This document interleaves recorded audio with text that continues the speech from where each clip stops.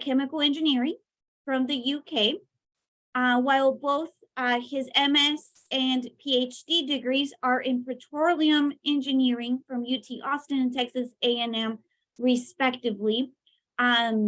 He has taught for 7 years at OU in petroleum engineering before joining UTRGV in the fall of 2017 with the objective of starting a petroleum program and energy research initiative. His teaching focus is on elective courses that are part of the Petroleum Engineering Certificate Program. However, he also enjoys teaching fundamental courses related to fluid flow and numerical methods.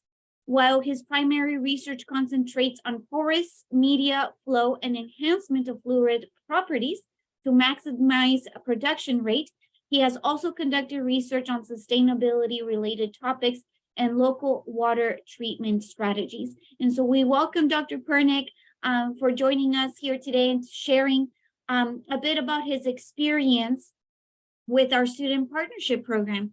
And with that, we will get started with our session today. It's broken up into 2 sections. Our first section centers on our program, as a way to introduce the work that we do. And then the second part will focus on Dr. Pernick's experience with the feedback that he received from our student teaching consultants. And then we will open up for questions and insights that you want to share, anything that you want to know about how to use the support services that we have at our center. So let me go ahead and begin sharing our screen. I will let, Krishna, I'm sorry, I don't have sharing screen capabilities. If you would please allow me to share.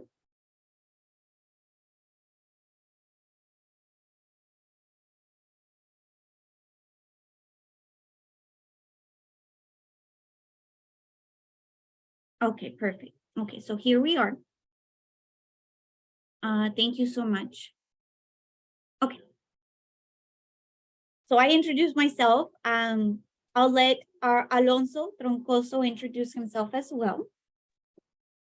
Hello, everyone. My name is Alonso Troncoso. I'm a business administration major with a minor in psychology, and I work as the leading student teaching consultant, and I've been part of the program for a little bit more than a year now.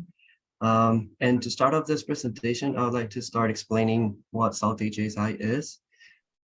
Students as learners and teachers at the Hispanic Serving Institution, this initiative aims to contribute to the design of teaching and learning spaces in direct response to the experiences, knowledge, and insights from our students.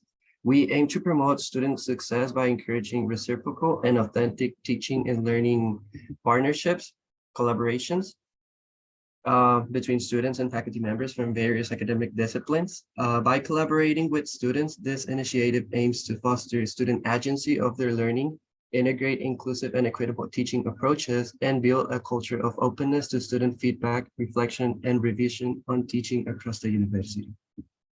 The program aims to foster feedback that leads to openness to conversations, revisions, and reflections for the ultimate objective of creating and engaging equity-minded educational spaces for students to be successful.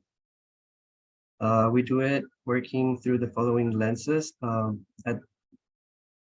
At CTE, we work with these lenses that are showing on the screen right now. Those lenses are inclusivity and accessibility, engagement, feedback and assessment, representation, and implicit bias. All this informed by our analysis of student partners' reflections from our fall 2020 pilot cohort. We identified this as key themes in the feedback we provided to faculty partners and as they reflected about teaching and learning in general. We've been constantly updating and working on these lenses. We've been improving it with additional research we've been doing lately. Eventually, these lenses became our framework for the program, informed by a scholarship on sense of belonging and equity-mindedness. We also have a link for you to learn more. We'll, as mentioned in the beginning of the presentation, you'll have access to this PowerPoint with the link to the file, so you can learn a little bit more on each of the lenses we use when we provide feedback.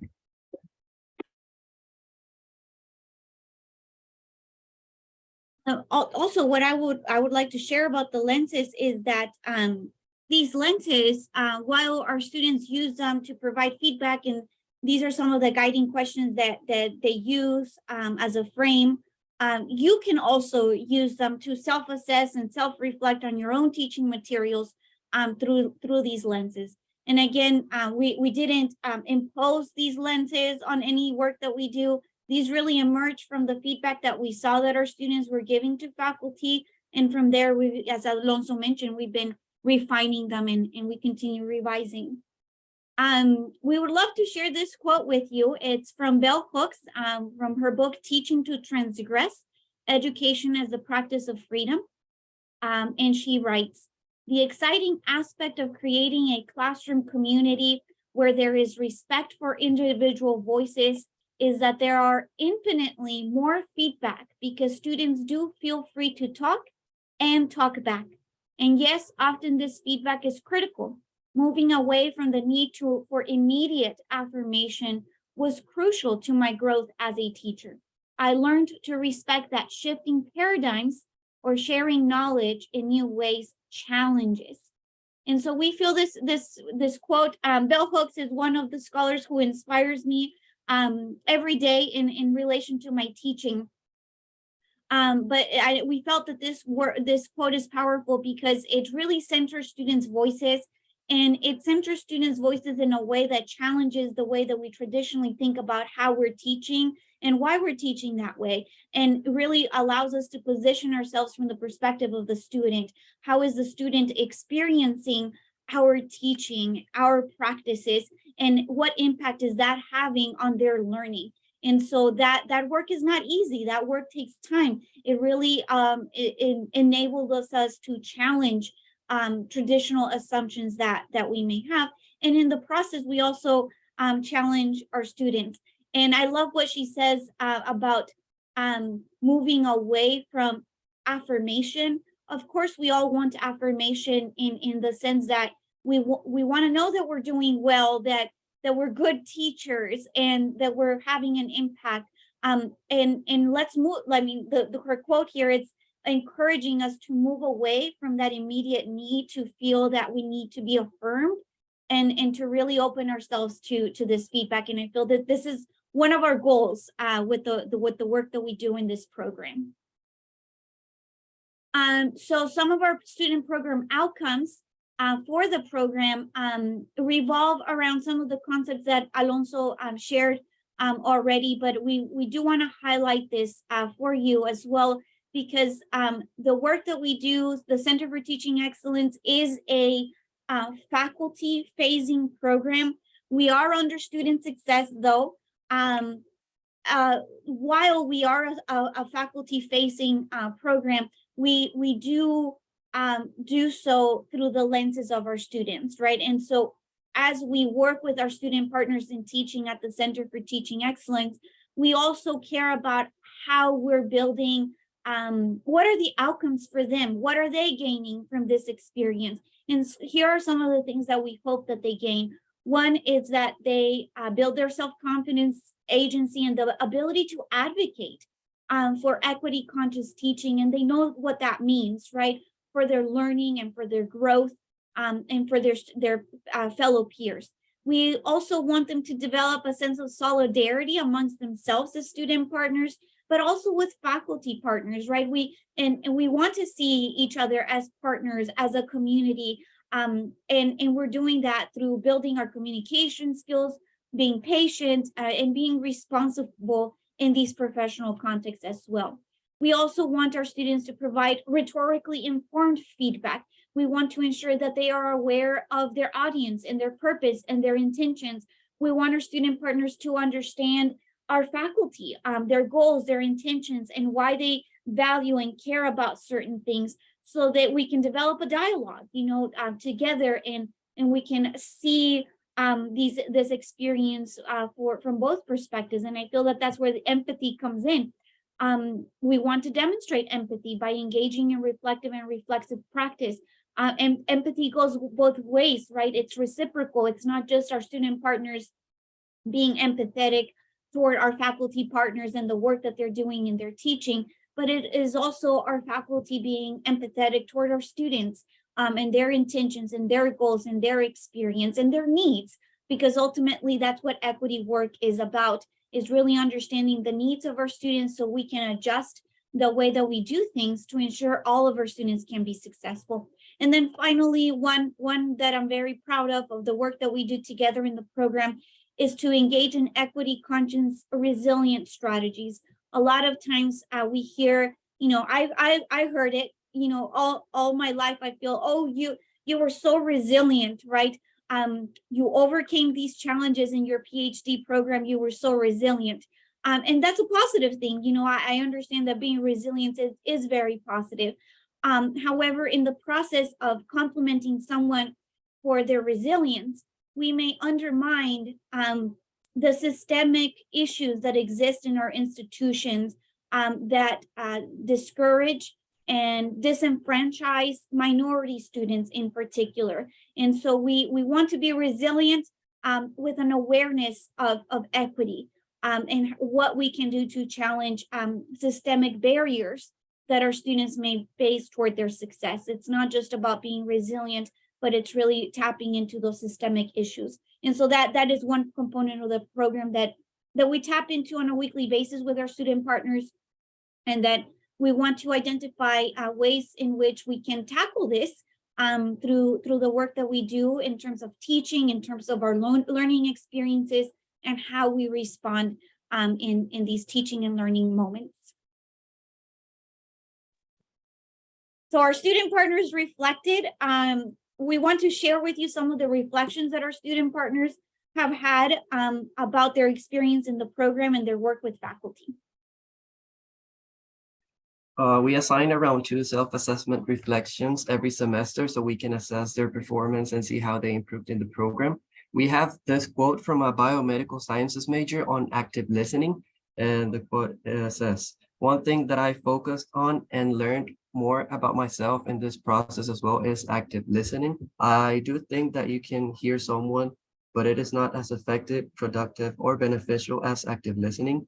With active listening, a mutual understanding is established and empathy is increased. Because of this, I think meaningful dialogues can result in numerous revisions and improvements in teaching philosophy, course design, and more." And I like that because oftentimes we can be heard or listened, but our intentions are maybe not being understood. They're being misunderstood by other people. And this might happen in the classroom too. The professor explains something and some students might understand a different thing. Therefore, clarification and mutual understanding is important. And the next quote we have is from an English major on asking questions to assess implicit biases. And the quote is, "I agree that recognizing and eliminating all of our implicit biases is a lot of work. I think that the first step and the most essential step is to identify when we are acting on a bias. When we notice that we are making an assumption, we should stop ourselves to ask why, who told me this assumption was true? Where did I get this information? The key is to always be open to changing your perspectives when presented new information and to maintain a constantly reflective mind.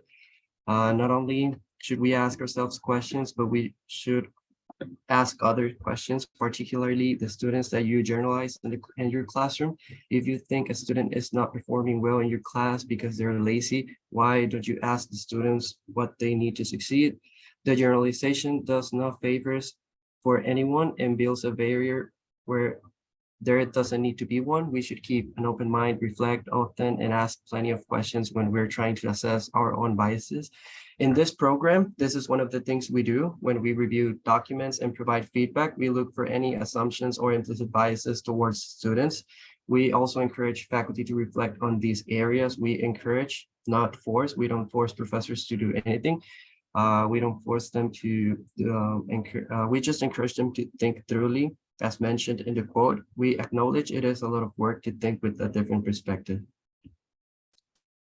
And just as Dr. Cavazos mentioned, some of our outcomes for student partners in the program, faculty members also have outcomes, and those are the following ones. Engage in reciprocal conversations about teaching and learning alongside student partners, reflect on student feedback, insights, and examples to revise teaching and learning practices through an equity-conscious lens, commit to revisions and implementation of new teaching and learning practices informed by conversations and feedback from student partners.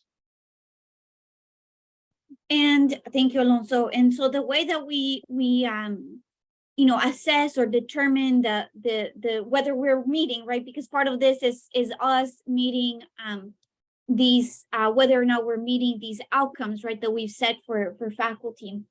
We do send out a survey to our faculty, just like the survey you're going to receive at the end of this session. And we ask them to reflect on the feedback that they received, and they write their responses. We ask for their permission to use their quotes for presentations like these or for research purposes.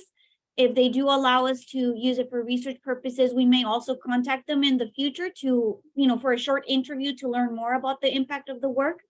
And so here are some of the reflections from our faculty. You can see more on our website, which we will show in a minute. So this faculty member reflected on language choices and students' perception. And this is a faculty member in mechanical engineering and the mechanical engineering department.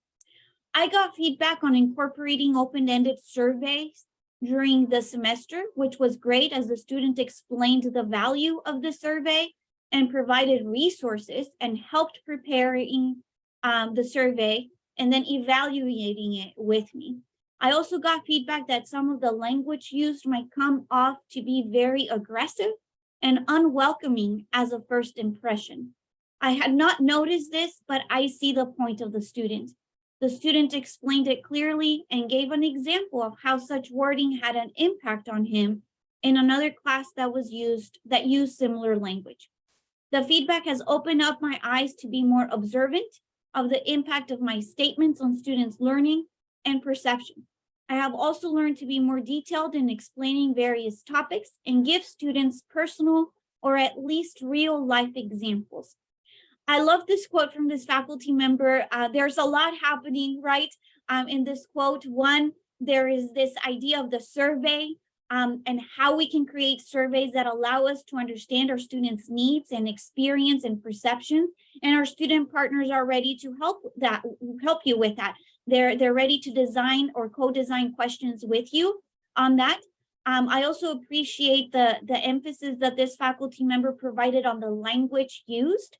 A lot of times we may not realize that perhaps our language may be aggressive or unwelcoming in our attempt to provide the expectations for a course, for example. We may unintentionally convey, or elicit, anxiety or fear in our students for our class, right? We don't want that, right? There's enough worry in the world for us to have this anxious feelings about a class. We're here to provide support for our students. And so I love that reflection from this faculty member in that they didn't realize this, right? He or she, they didn't realize that this may be happening or this may have this impact on students, and it really opened their eyes. And then finally, the final detail here is the detailed, right? Detail in explaining and providing relevant real life examples. This is transparent design in teaching. And so this is one of the other components that we also focus on. How do we design our assignments through a transparent lens? And I feel this faculty member is tapping, various components here in terms of the impact that feedback had on their work and how they're reflecting on their teaching. This faculty member is from nursing, and they reflected on becoming aware of implicit biases. This experience was an eye-opener for me. It was great collaborating with a student as this provided a weekly response from a student perspective. I have also learned how to communicate with students in understanding my implicit biases that I was not aware of. Implicit biases are that, right? Where they're implicit, they're not overt, and we're not always aware that we have them. We all have biases, that's the first step that we need to recognize. The second is that we get perspective from others, whether that's our peers or that's student partners in our program or that's students in your own class as well, to gain that perspective. And then this faculty member for mathematical and statistical sciences reflected on feedback to students on their learning. The faculty member shared, I embraced all feedback. The feedback was always well received without resistance. I would try to implement and act upon the student partner's suggestions. For the most part, it meant a positive development in the course. I used to have the feeling that I couldn't improve my teachings much. Reflecting on the partner's feedback, I engaged more on providing feedback to students and motivated them to reach out. I found out that I can be more open to students' needs if I have a clear focus on a weekly basis. I just love that. I love that final realization, right? That final statement there. I found out that I can be more open to students' needs. That's equity, right? If I have a clear course focus on a weekly basis. That's such a powerful reflection. I mean, I can't say anything else other than what the faculty member shared here.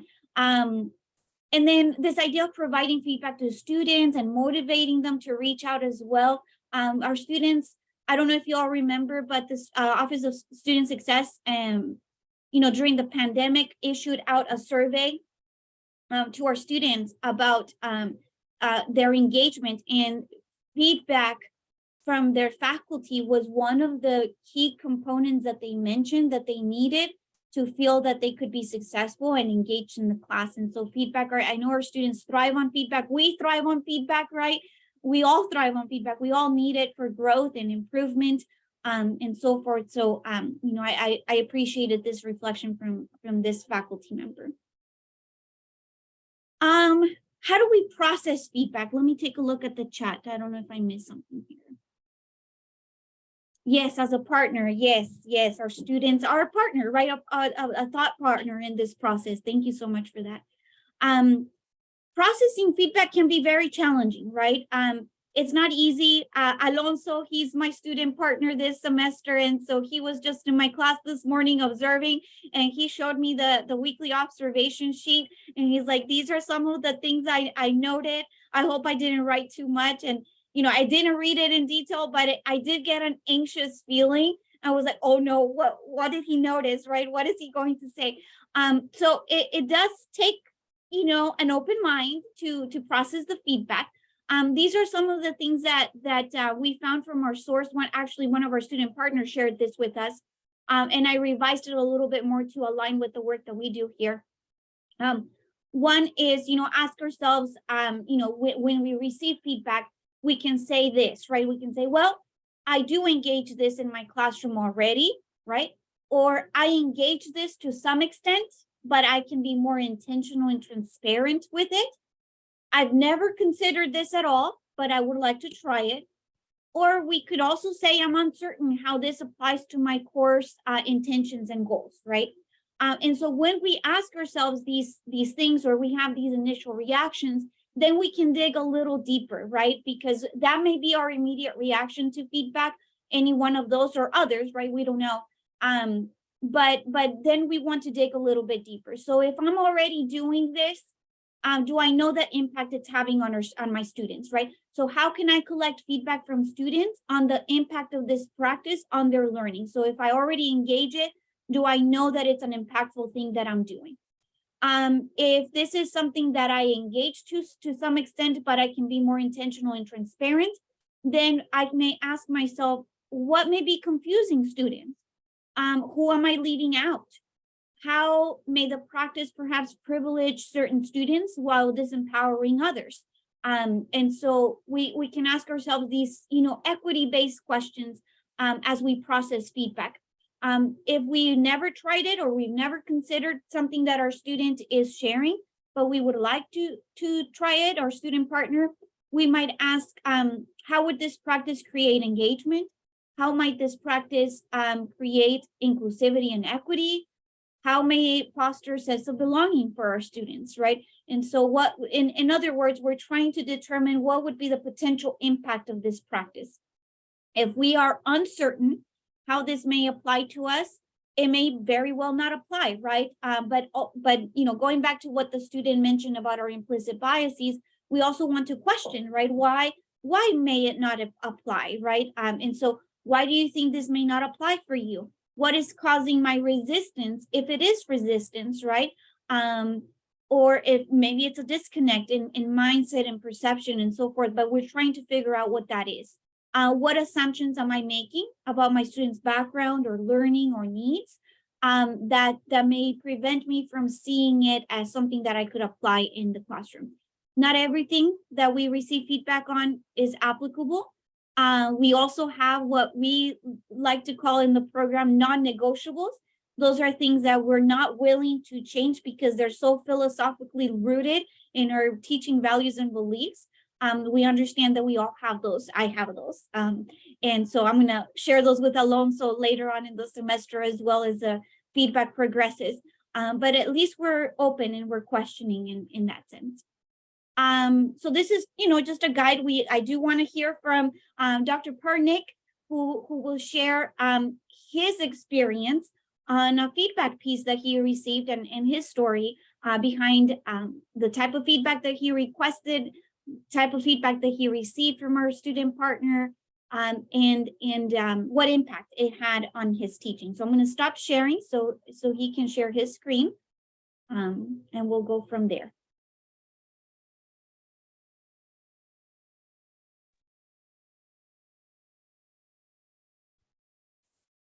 Are you able to share? Do you see the share capabilities?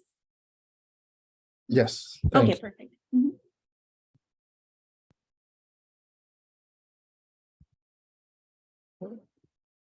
On presentation note.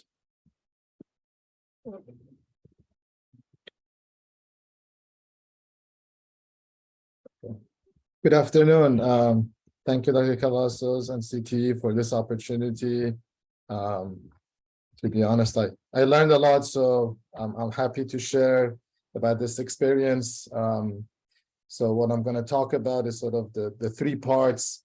What did I request, what sort of feedback I received, and sort of how I implemented.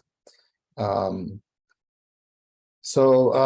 feedback that I requested, I sent my syllabus and the project that was I assigned in the course, and I also explained sort of what feedback I was looking for a little bit. Obviously, in terms of the syllabus, I wanted to make sure that it was engaging and interesting so the students would actually look at it and go back to it and refer to it often.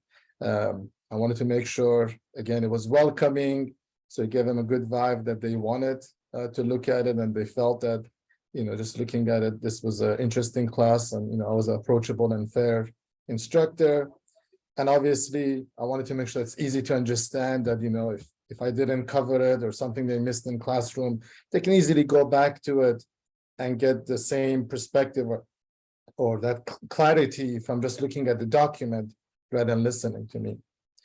For the project, the feedback I was looking for, again, I wanted to make sure that the students are clear of why they're doing it and how it sort of fits in to the material that they were covering in class.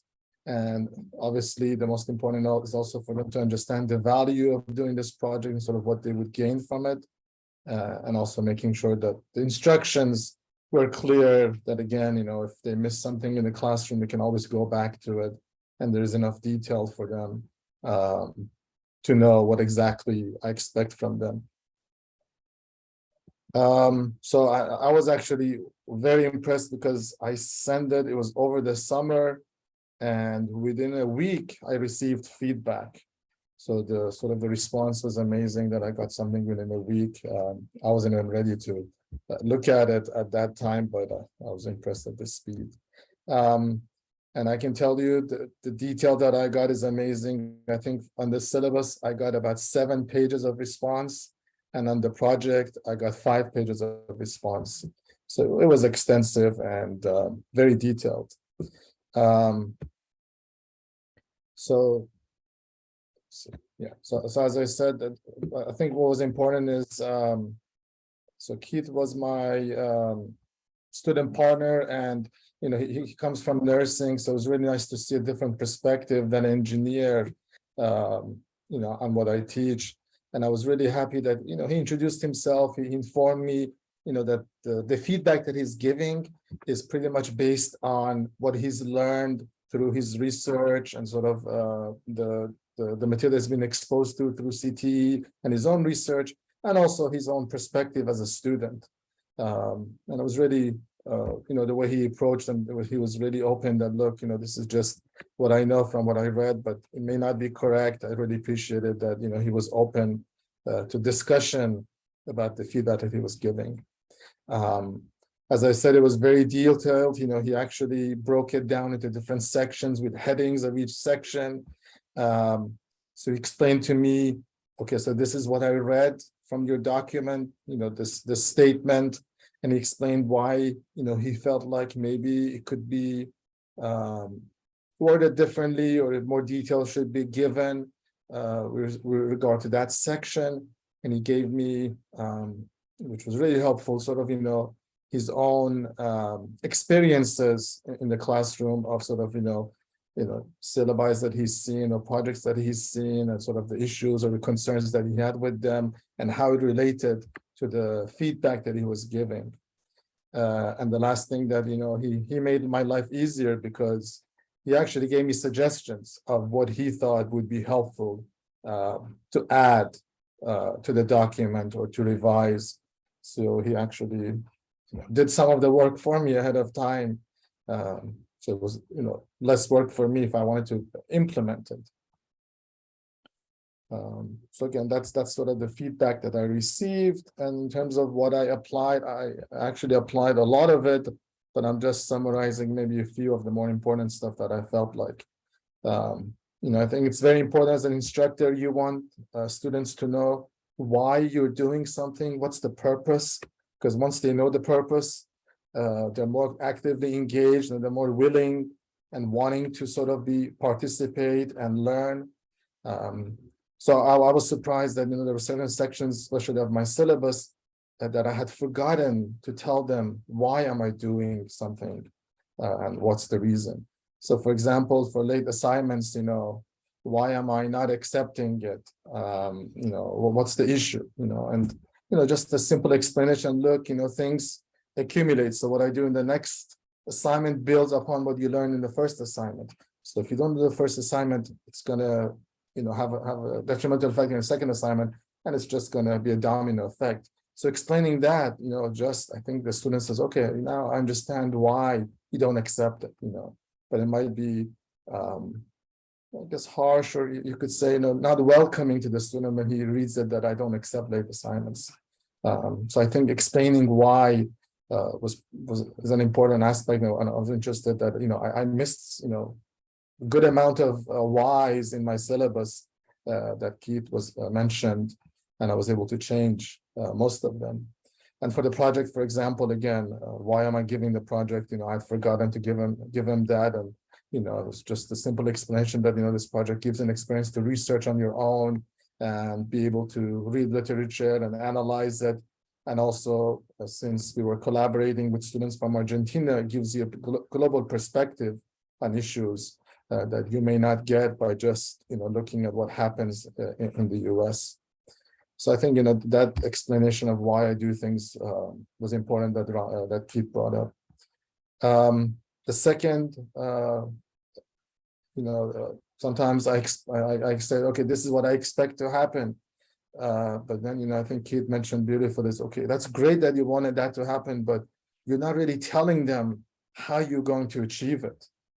And I think this actually helps me as an instructor, since if I spend the time thinking about, how I'm going to achieve something, I will definitely have better plans in the classroom and outside of the classroom of what things I need to do to, achieve my objectives. So for example, I told them that I plan to achieve, for them to learn how to solve problems.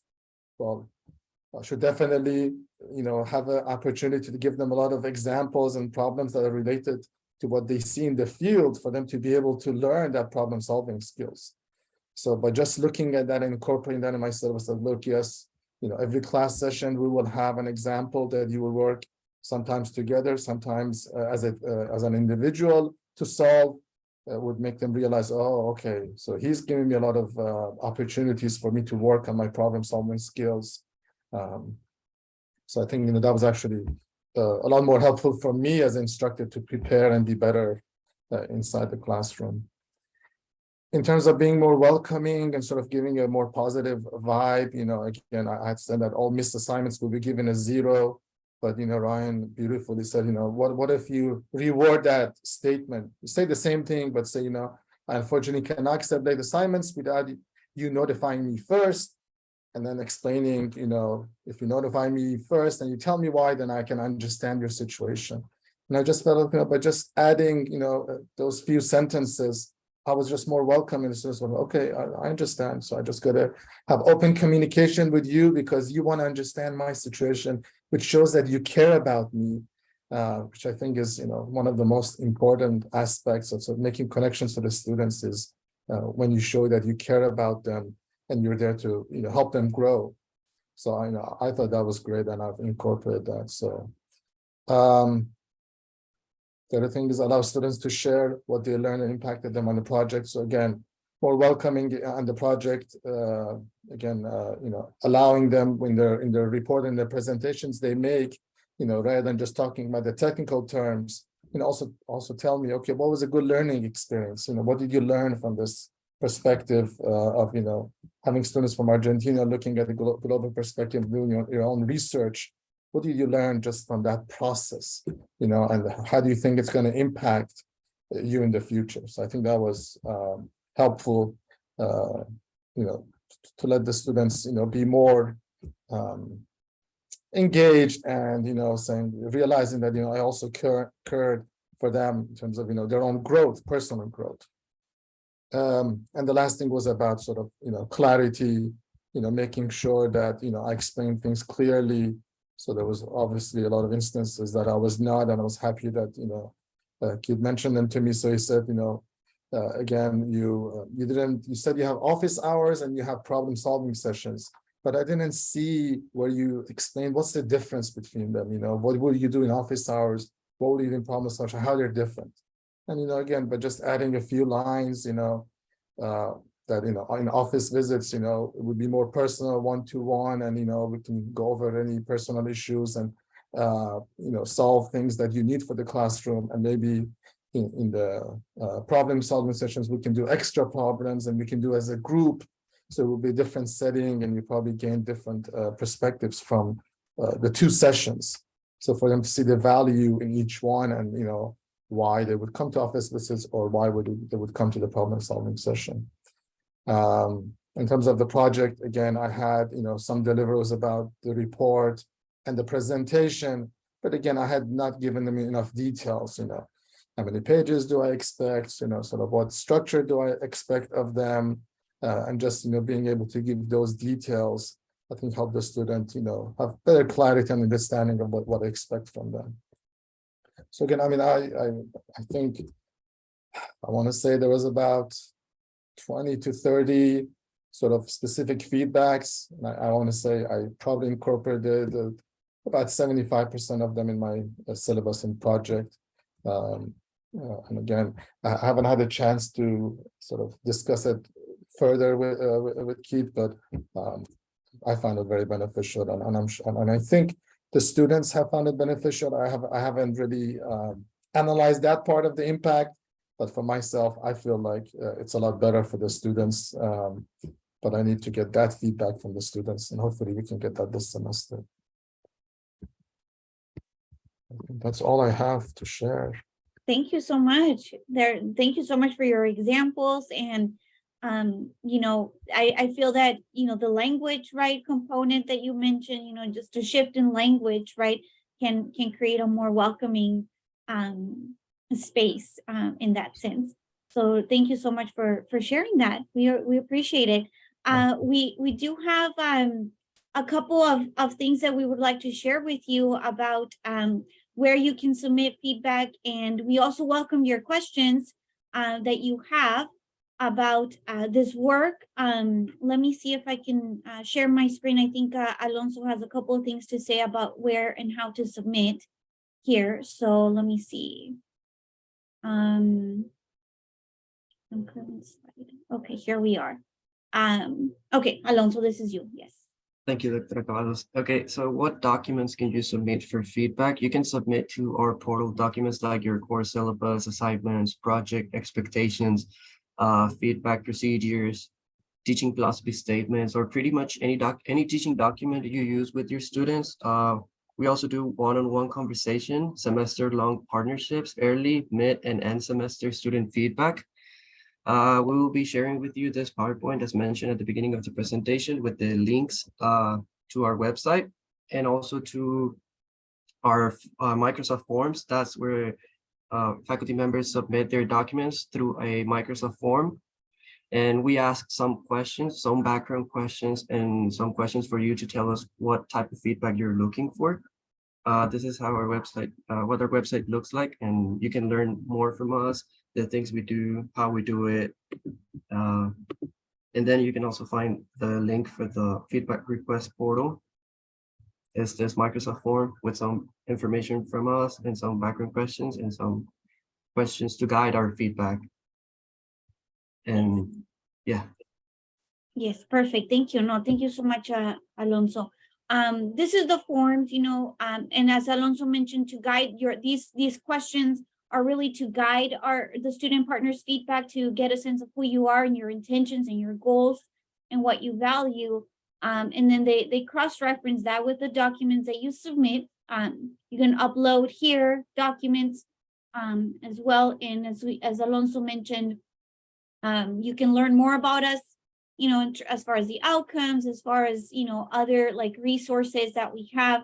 You can see who are our teaching consultants here and learn a little bit more about them and their majors and their goals and their intentions as part of being part of the program, in a sense. And then our faculty testimonials are also here. You can take a look. We have a variety of disciplines represented in these wonderful quotes from our faculty, and their openness to engage in this work together. So you can take a look there.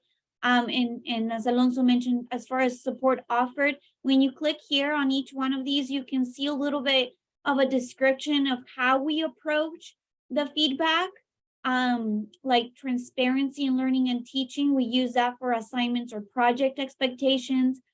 We use this equity-minded syllabus review guide for our syllabi review. And just, you get a little bit more of a sense of how we approach this work. And as Alonso mentioned, we have other support. So if you wanted a student partner for help in developing a set of surveys early, mid, and end of semester, we're still early, right? You can collect them at each one of the points, throughout this semester. You just send us a request and we're more than happy to do that.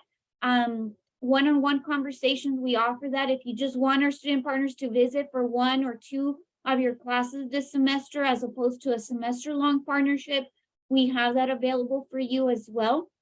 Let us know how we can help you. So let me stop sharing so I can see everyone again. And let us know what questions you have about the program, and how we can help. Any questions that you have to Dr. Pernick as well about his experience.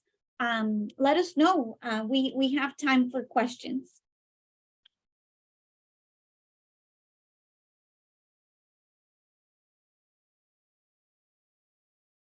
Or comments, or if you've used it as well and you have insights to share with everyone about your experience, we welcome that as well. Dr. Cavazos? Yes. Yes, I'm sorry. Who was that, Dr. Gadar? Yes, I'm sorry, I got disconnected. Oh, no problem. Yes.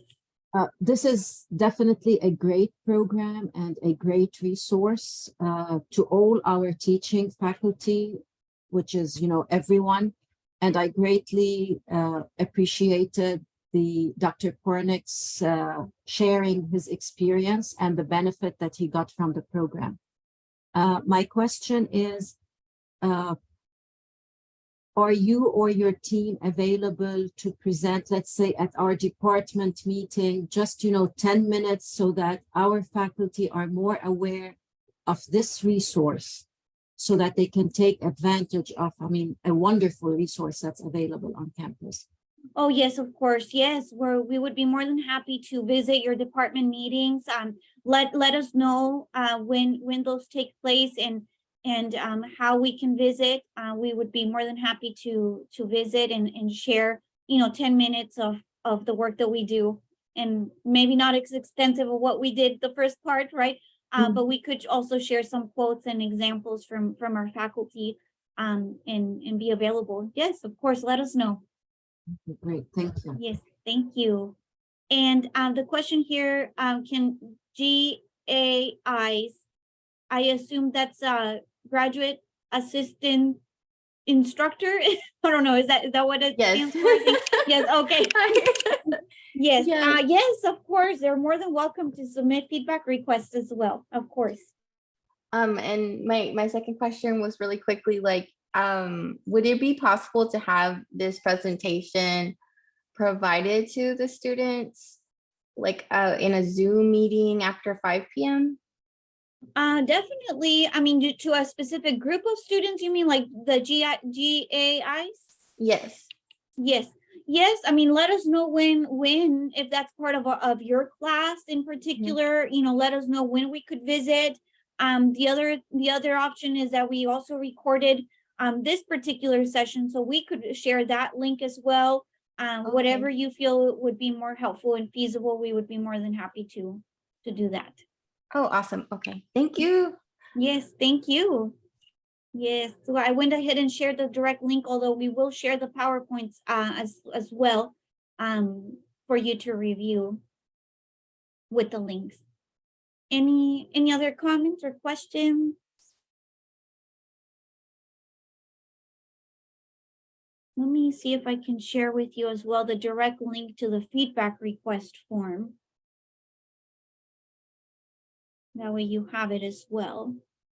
So here it is.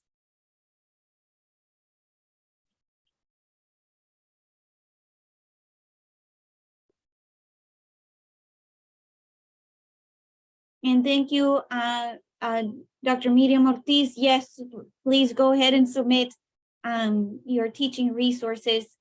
We would be more than happy to review them and have conversations with you around them.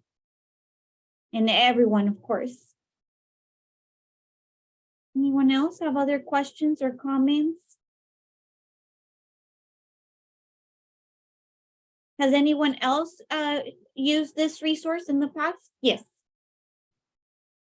I have a question regarding the training that the students undertake. It is obvious, I think, from the feedback that Dr. Pornick received that you really guide these students through a lot of educational terminology and effective strategies and so on, as well as their voice as a student.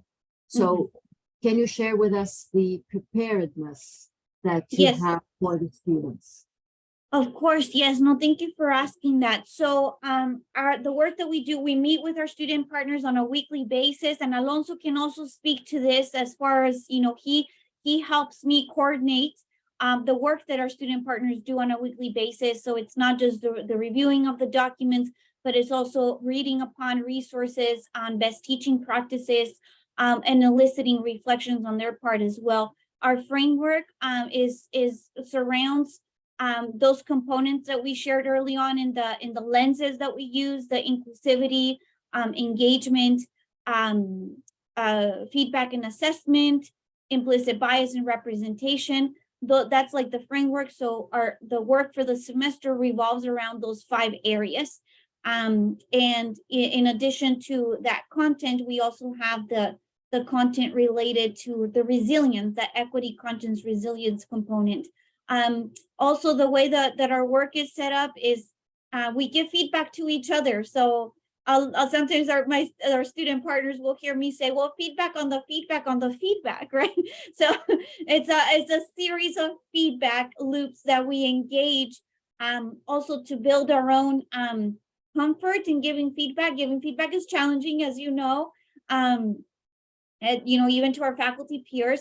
And so we want to also build that practice. But yes, I'll let Alonso share as well, because he's also part of that training work that we do. Thank you, Doctora. Yes, we also do research. We're also always updating our work with new research.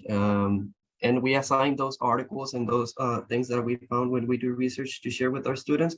So every week we're reading new articles, new research from other universities, from our university as well, because we have to be aware of the resources that we have at this university.